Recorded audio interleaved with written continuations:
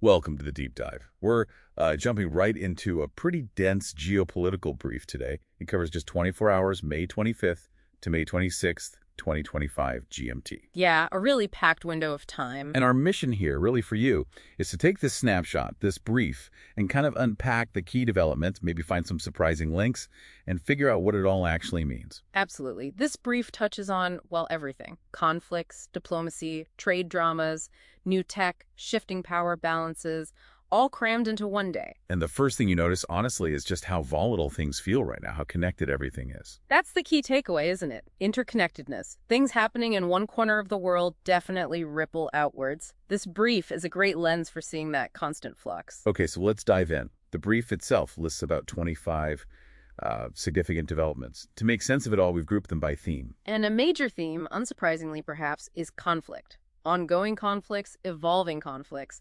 The brief spends quite a bit of time on Gaza. It does. And the details are pretty harrowing. It reports a bombing of a school, which was being used as a shelter. A fire broke out. Tragically, yes. Resulting in, the brief says, at least 30 deaths, including children. And, the brief includes the Israeli perspective, too. Their forces claimed it was a command and control center for Hamas and Palestinian Islamic Jihad. Right, and that they took, quote, numerous steps to mitigate harm. But as the brief points out, the civilian toll was still very high. And it mentions this isn't isolated. It fits a reported pattern. Hundreds of shelters apparently bombed since 2023, according to the source material. The humanitarian side is just devastatingly emphasized. Widespread malnourishment.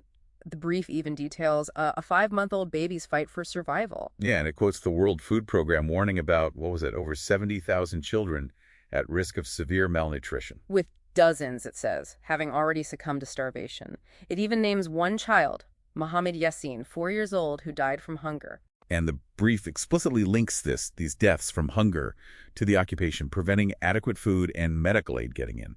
The focus on children is really stark. Yakin Hamid, an 11-year-old, apparently a social media influencer, Wow. is listed among over a dozen children killed in Israeli attacks just in the 48-hour period covered. And the statistic, children making up 31% of confirmed Palestinian deaths, not even counting the unidentified. It's staggering. And then there's that specific, incredibly tragic story of Dr. Ala Amir al-Nashar. Losing 9 of her 10 children, aged just 7 months to 12 years old, in an attack on her home.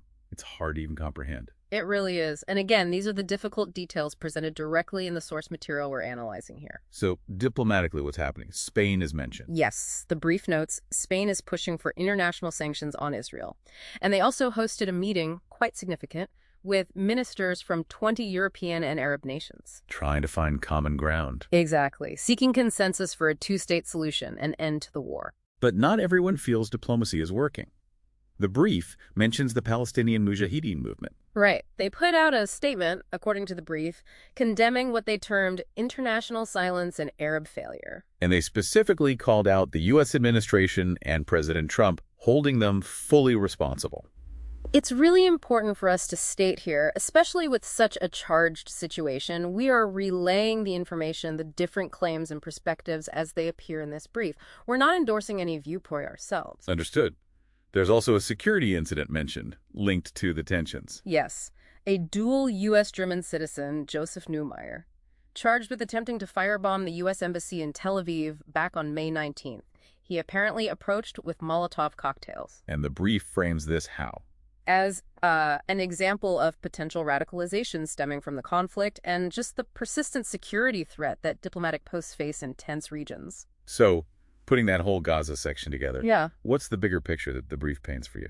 Well, obviously the terrible human cost is front and center, but also it clearly shows how the conflict fuels intense international debate arguments about law, accountability, and how it can trigger security incidents affecting global diplomacy and even individual actions. It's not contained. Okay, let's shift focus now to another major conflict zone the brief covers, Ukraine. Right. The brief highlights significant Russian bombardments across Ukraine. And interestingly, these happened just hours before a planned third prisoner exchange. That timing is something. Yeah. Intense fighting right alongside a moment of limited cooperation. Exactly. It really captures the kind of complex, maybe even contradictory nature of the war right now, as presented in the brief. Does the brief offer any insight into Russia's thinking?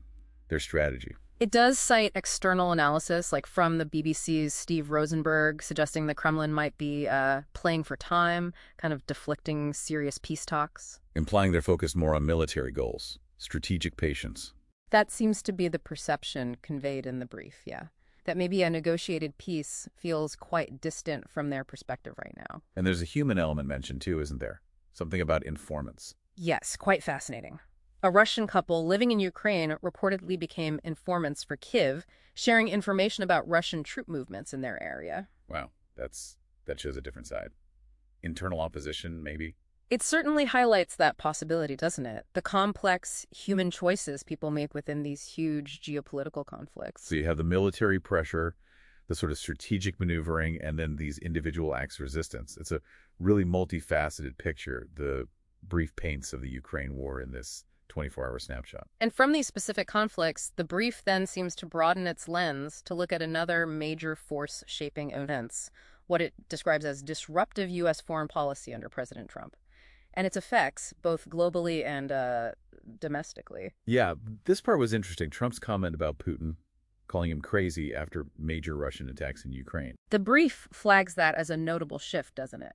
A departure from how he'd previously engaged with Putin. Could signal a hardening stance or maybe just public distancing?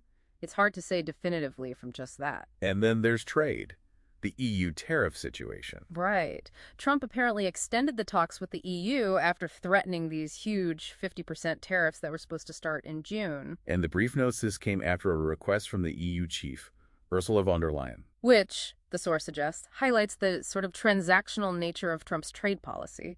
A threat, then negotiation. And even though the tariffs are on hold, the threat itself has consequences, right? The winemaker. Exactly. The brief specifically mentions winemakers in both France and the U.S. being unhappy. They're worried about losing markets, facing retaliatory tariffs, higher costs. It shows how these big policy pronouncements trickle down to specific industries, people's livelihoods. Then there's this mention of Project Esther. What was that about? Okay, so the brief cites a podcast which detailed this alleged conservative strategy called Project Esther. And the connection is? The source claims that certain Trump administration measures, particularly those targeting pro-Palestinian activism on campuses involving international students, well, it alleges these actions align with Project Esther's goal. Which is? The allegation reported in the brief is that the project aims to suppress that movement by labeling it a, quote, terrorist support network. Okay, that's a serious claim. And it's important we stress this is an allegation reported within the source brief we're discussing. Absolutely crucial. The brief itself notes that this whole situation raises big questions: freedom of expression, academic freedom, and how domestic political agendas might be bleeding into international relations. We're just relaying what the brief contains, including its analysis and the claims it reports, not validating them ourselves. It's about understanding the information presented to us in the source. Precisely. And the brief includes other U.S.-related points from this period, too, right? Kind of painting a wider picture. It does. King Charles III visiting Canada, for instance. The brief specifically frames it as happening amid Trump-era tensions. Sort of a symbolic gesture of support for Canada. That's how the brief presents it, yes. A bit of soft diplomacy in a potentially tense relationship. And the South Africa situation, President Ramaphosa facing criticism. Yeah, accused of betrayal by some critics, including Malisizwe Mandela, according to the brief. The accusation reported is that he was bowing to Trump, aligning with white monopoly capital after meeting the U.S. president.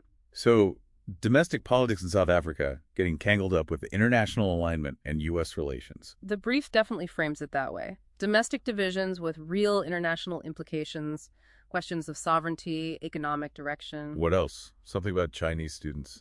The New York Times International Edition reported, and the brief includes this, that Chinese students' view of U.S. education is apparently fading, becoming less attractive. Which has implications for universities, obviously, but also that bigger U.S.-China relationship. For sure. And finally, another NYT International piece mentioned in the brief talks about a dangerous obsession with the Panama Canal. Vague, but suggests it's seen as a point of leverage. Or maybe policy shifts are expected. The brief doesn't elaborate much, but it flags it as something significant in terms of potential strategy, security, or economic plays. Okay, so taking all those U.S.-related points together, The rhetoric, the trade moves, the domestic political links, the educational shifts. What you see really clearly from the brief is how U.S. domestic politics, leadership style, specific policies, they're all deeply woven into global alliances, trade dynamics, how the U.S. is seen. It affects countries all over the map in ways you might not immediately connect. Right. Okay, let's shift gears again from the impact of one nation's policy to broader security issues and strategic shifts, particularly in the Indo-Pacific region. That's another big theme in the brief. Definitely. Starting in South Asia, the brief mentions an India-Pakistan border clash report, specifically highlighting the geopolitical stakes after an Indian teacher was killed by cross-border fire. Just underscores the fragility there, doesn't it? Yeah. Renewed instability in a region with nuclear powers. Absolutely. Then, moving east, North Korea, the brief reports a senior official was arrested over a botched warship launch. Interesting. So internal accountability, maybe, but also suggests maybe their military modernization isn't going perfectly smoothly. That's the implication presented in the brief, yes. Potential capability struggles alongside internal pressures. And South Korea. There was analysis mentioned about missiles. Yes, an argument reported in the brief that South Korea urgently needs to close its air-to-air missile gap. The fear expressed is falling behind rivals like China or even allies like Japan. Highlighting how critical air power is seen in that whole Indo-Pacific calculation. Totally. And speaking of regional tensions, the South China Sea comes up. Recent clashes between Chinese and Philippine vessels in disputed waters. So that friction just continues. And the brief flags the risk of escalation. It does. Potential escalation with big implications for regional stability and obviously for freedom of navigation through those crucial waterways. Amid all this tension, China's doing diplomacy, though. Very actively, according to the brief. Premier Li Cheng was visiting Indonesia and Malaysia, attending an ASEAN GCC China summit.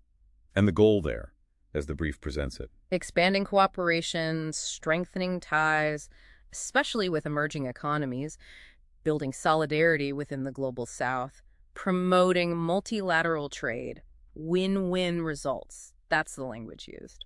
Interesting. And while China's doing that, Vietnam seems to be looking towards Europe. Yeah, that's a fascinating point in the brief. France and Vietnam are set to sign dozens of deals during President Macron's visit. And the timing is key, right? Vietnam's potentially facing high U.S. tariffs. Exactly. So the brief presents this as Vietnam making a strategic pivot, strengthening partnerships with Europe, maybe diversifying its economic relationships, precisely because of those global trade tensions and threats from the U.S., hedging its bets, perhaps. Makes sense. And the brief looks beyond Asia, too. Something about the UAE and Africa. Just a brief mention, but significant. The UAE reportedly stepping into a geopolitical vacuum potentially left by the U.S. in parts of Africa. So, a middle power increasing its influence. Diplomatic, economic, security engagement. That's the suggestion in the brief, a sign of shifting influence patterns, not just among the superpowers. Okay, so this whole section, drawing on the brief, it really paints a picture of, well, a world in motion.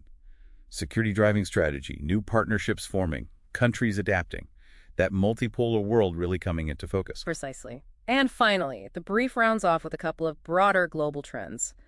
Technology and energy, big picture stuff. Okay, first technology, drones. Yes, the EU is apparently working urgently to adapt its defense strategies to the reality of drone warfare. Learning lessons from Ukraine, presumably. Absolutely. The brief notes how effective drones have been there for reconnaissance, targeting, actual combat. It's forcing European nations to invest fast in counter-drone tech and figure out how to integrate drones properly into their own military doctrines. A real game changer in warfare. And then energy. The question about American LNG for Europe. Right. The brief discusses whether U.S. liquefied natural gas is Europe's only real alternative to Russian gas. And the argument presented is? It cites an article arguing that true energy security, real resilience, requires more diversification. Not just swapping one supplier for another, but looking seriously at renewables, nuclear, developing other gas fields. So less reliance overall on any single source or type of energy makes strategic sense for Europe. Exactly. Securing supply, reducing dependence. It's a core strategic challenge highlighted there. So these last points show, how tech is fundamentally changing conflict and how nations are having to think really strategically about essentials like energy. Huge economic and security implications. We've covered a huge amount of ground, haven't we? All drawn from the details in this single 24-hour brief. We've seen these deeply interconnected conflicts, the ripple effects of specific U.S. policies and domestic issues, and these clear strategic shifts happening globally. Yeah, and the big takeaway from the brief itself seems pretty clear. The world right now is defined by, well, unpredictability, rapid change. The old rules, the traditional ways of managing things, they're really being tested. The brief definitely points to short-term instability, but maybe also these longer-term shifts. A potentially more fragmented world, a multipolar world certainly, with maybe new alliances, new blocs forming, and domestic politics inside countries playing a much bigger outward role. And pulling all this together, looking at these threads from the brief, that was the goal of this deep dive, to help you make a bit more sense of this complex, fast-moving global picture. So maybe a final thought to leave you with, directly inspired by this brief. Given how clearly it shows conflicts, trade, domestic politics are all tangled up, what does that really suggest about the idea of any event being purely local or regional anymore? How does seeing these global connections, even in just a 24-hour snapshot, change how you might view international news going forward? Something to think about.